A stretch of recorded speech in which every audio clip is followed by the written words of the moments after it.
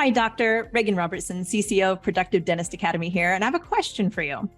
Are you finding it hard to get your team aligned to your vision, but you know you deserve growth just like everybody else? That's why we've created the PDA Productivity Workshop. For nearly 20 years, PDA workshops have helped dentists just like you align their teams, get control of scheduling, and create productive practices that they love walking into every day. Just imagine how you will feel when you know your schedule is productive, your systems are humming, and your team is aligned to your vision. It's simple, but it's not necessarily easy. We can help. Visit productivedentist.com/workshop. That's productivedentist.com/workshop to secure your seats now. You know, there's a lot of people that are here that are trying to, get their team better, but they already have a good team, but it might not be where they wish it were. And I said, well, it reminds me, every piano needs a tuning, and you can have an awesome piano that's in tune, but just because it's in tune doesn't mean that it's going to stay in tune indefinitely. Welcome to the Everyday Practices Podcast. I'm Reagan Robertson, and my co-host, Dr. Chad Johnson, and I are on a mission to share the stories of everyday dentists who generate extraordinary results using practical, proven methods you can take right into your own dental practice. If you're ready to elevate patient care and produce results that are anything but ordinary, buckle up and listen in.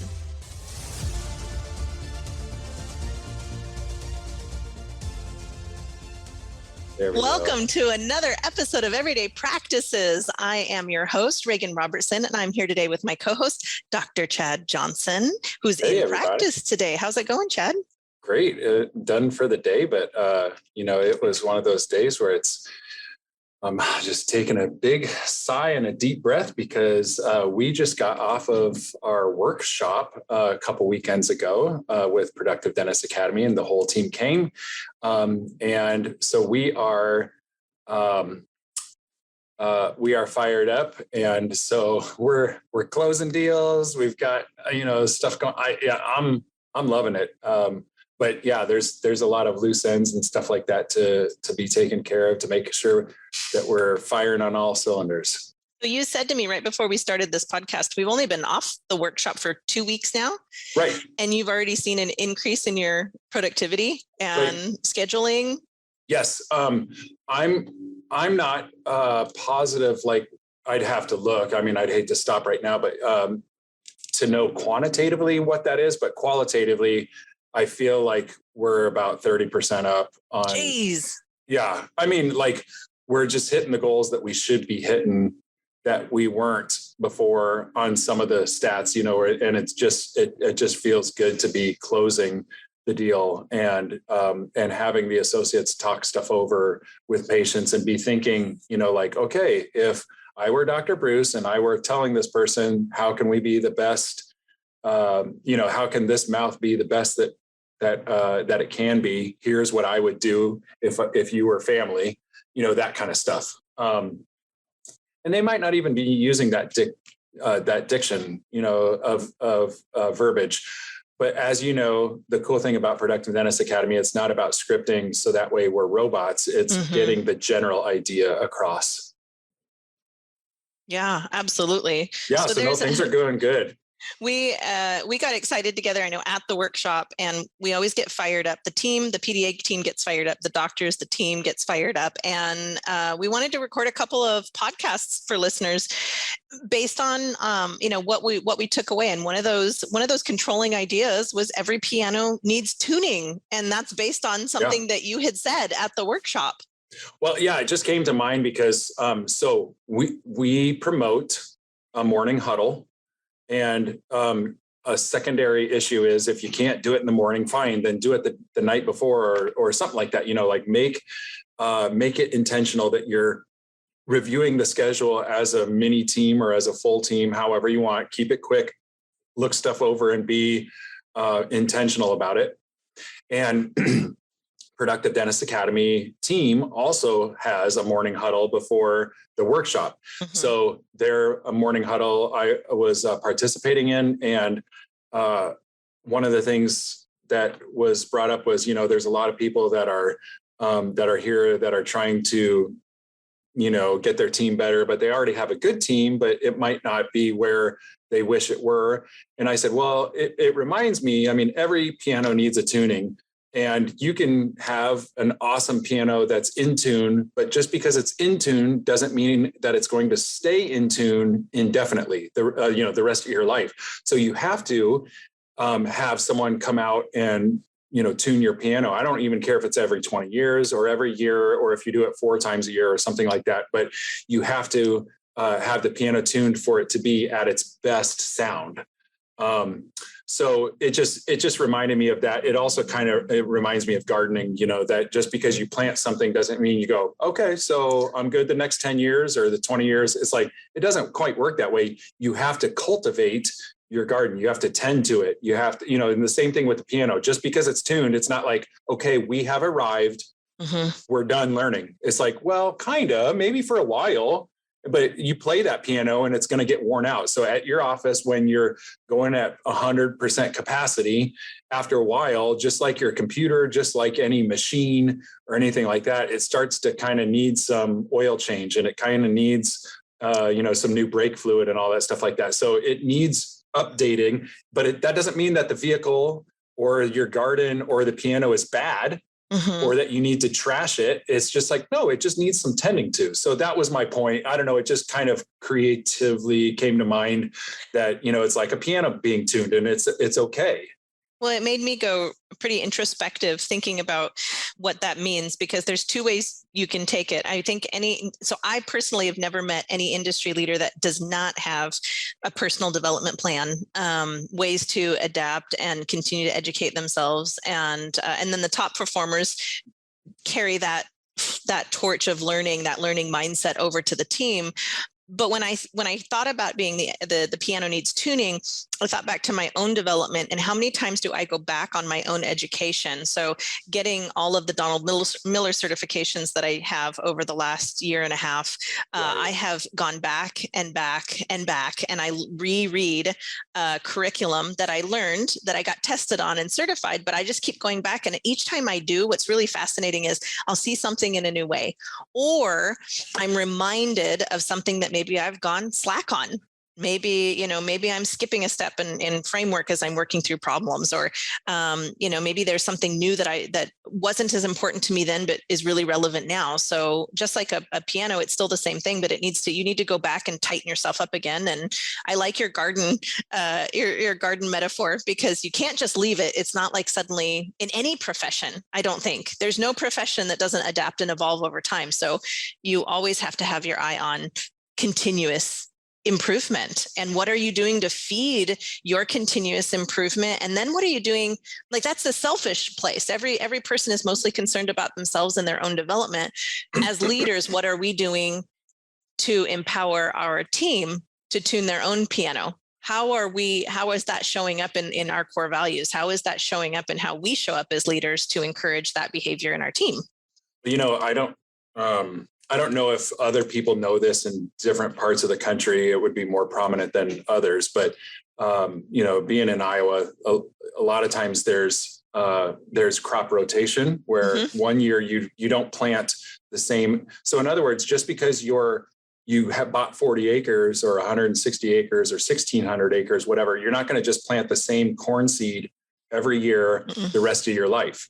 And so, sometimes you might switch in soybean, and sometimes, depending on the soil, you might add nitrogen, and as opposed to, and so you're trying out, you're kind of a chemist, scientist, that you're trying to figure out what is going to work best for the plants, and mm-hmm. or which plant should we switch to? Is this expected to be a drier year? Is this expected? So you switch that kind of stuff up, and so you can't just assume that 1 year you're going to always be planting the same seed. So buy 1 million of those seeds, plant it over the next 20 years, and it's just not going to work that way. Each year, the farmer is trying to decide, okay, should we switch? And if you drive down a country road that's got corn seed on it, or any different seeds, and again, I'm not an expert per se, but I think I realize that this is second nature for us.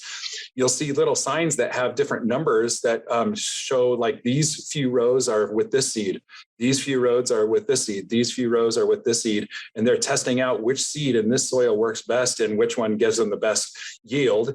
And so, they're working on, and then the next year, if they go, I'm predicting that this is going to be a drier year, or this year is going to be a late start in the season, so I need to plant a quicker seed. So we have to do the same thing as dentists and as business owners. We have to adapt to what's our situation right now, because it doesn't work from 5 years ago. If it does, good for you or something. It just doesn't for me. Wow. Well, there's you took me down quite a bunny trail, because there's also soil protection. It's really kind of nerdy excitement, really, because I live in a farming community also. So we have, tulips are huge here, in addition to the actual, food that we produce in our county. But I know that they rotate. It's easy to see the tulip rotation. So there may be a field that's just getting a rest for that particular time, or in workout, muscle confusion.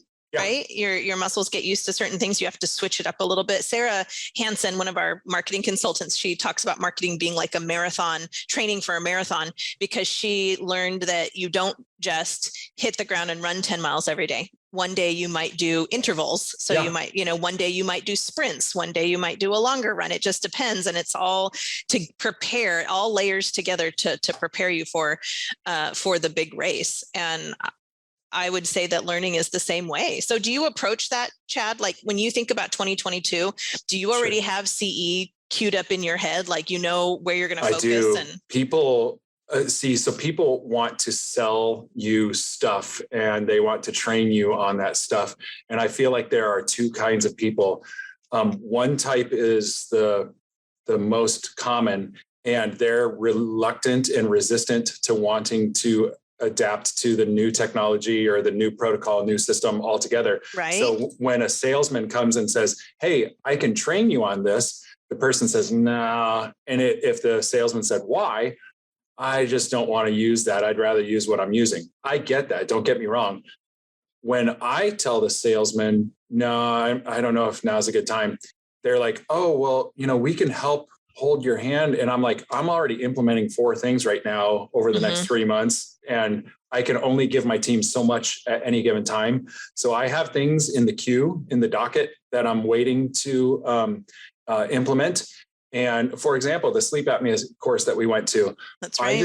I just don't think it's going to be a good time for us until January. And if I purchased it right now, I also feel like next week they'd say, "Let's schedule a training time for you." And I'd be like, "Yeah, it's not going to happen until January at the earliest." And they'd be like, "Well, but you just bought it." And it's like, well, right. That's why I'm not going to buy it right now, is because I'm holding off on that. Or it might be sending the hygienists to a course or laser training or stuff like that. But yes, on my calendar that I have right off screen, but that the audio people won't obviously be able to hear. But one of the things on the PDA One Tribe 2022 calendar is off on the left side. It says, "Visualize your celebrations," and what do you have upcoming that you would like to do, and what CE would you like to attend? Like basically, what's your wish list, and let's find a way to make that happen. And for example, it took me forever to get to COIS.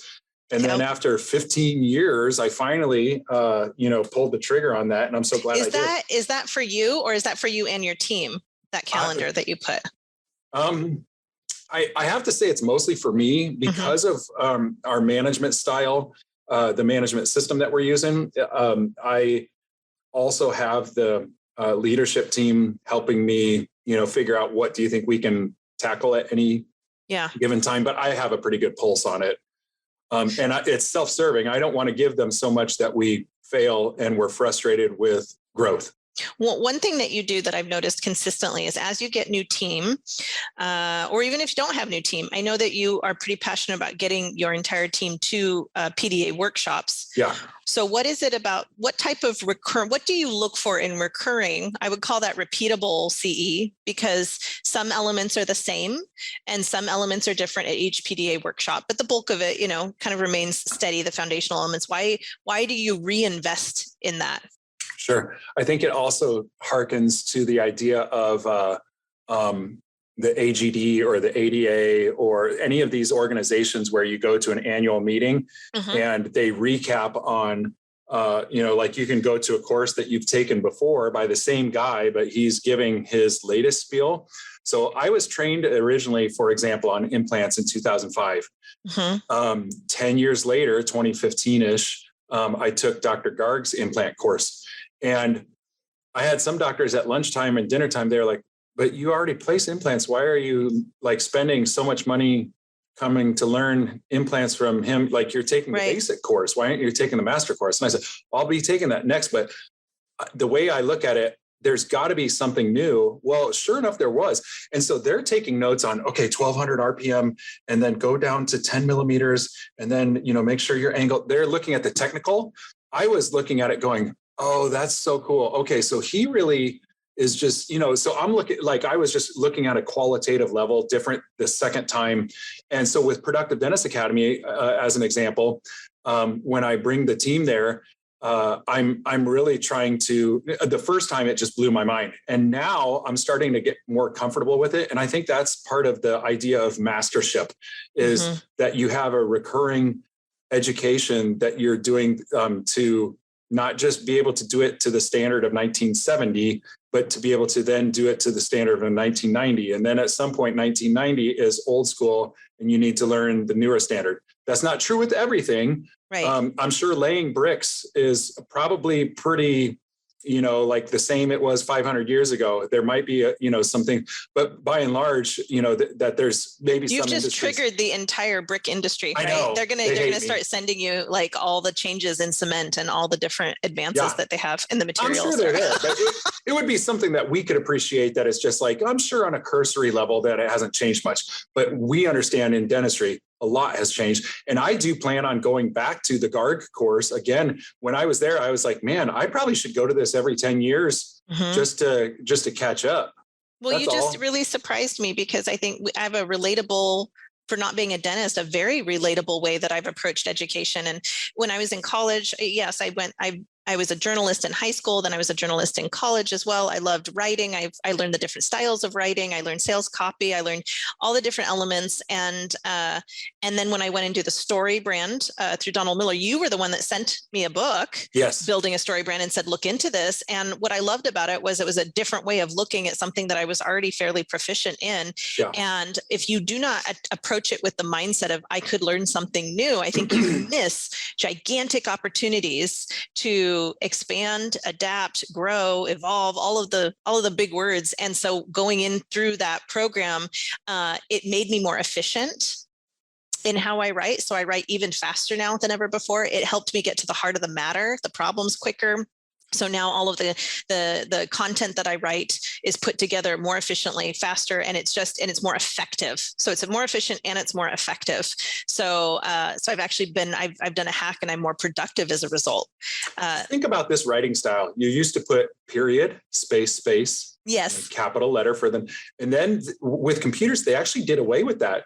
So it's period, space. And for the longest time, it drove me nuts. And like, I really had to train myself. But if you 20 years ago said, no, I'm educated in English, it's like, well, that's true for now.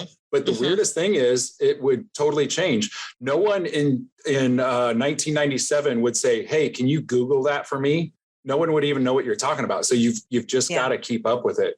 So what's cool is I might still be the same, but my team isn't, and it's changed over time.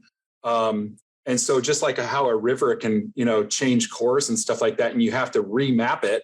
And it's important for engineers to remap it, that we have to engineer our team to calibrate them better. And, some people come and go. And so you've got to make sure that everyone's on the same page and let them have those same aha experiences. So actually this a couple of weeks ago was my fourth generation of taking the whole team and myself. I think, I might have been to Productive Dentist Academy workshop, like, let's say 12 times. It might be something like that, that it's, and I love every time. And it might even just be the conversations out in the hallway with Mike Greer. Right. Or, stuff like that. So there's different guys and gals that have been so fun to stay in touch with, and they shoot me a text, like, hey, how you doing? I just think it's so cool that Devin Giron down in New Mexico, like he'll send me a shout out and be like, hey man, how are you doing? And I actually really feel like he cares. Mm-hmm. It's so rare because I'm just flabbergasted that he writes me like that. It's awfully caring. And who does the same with that? Dave Deal, Yep. Ron Miller. A lot of those guys are Ryan Oakley sends me, I'm just name dropping everyone here, but like they all do, they'll write and say, hey, what do you think about this new HIPAA law? What do you, or like, how are the kids doing in school? Just stuff like that. And it's not every day. It's not like a burden. It's just kind of cool that occasionally they check in. It's birds of a feather. It is definitely birds of a feather. I think you get addicted to making sure that your piano is tuned as a leader and tuned as a clinician, and you end up attracting those around you. And definitely, I love the names that you dropped, because the names you dropped, they are all similarly attuned in their own leadership styles. So they run towards evolving. They run towards, and not necessarily early adoption. I think timing is a sign. It's a really big sign, like you said, of excellent leadership. So you can do all the things, but understanding if the timing is right for you and your team is really important. Because you have to balance it with going back and looking at things that you already know, and then mixing in the new as you go forward.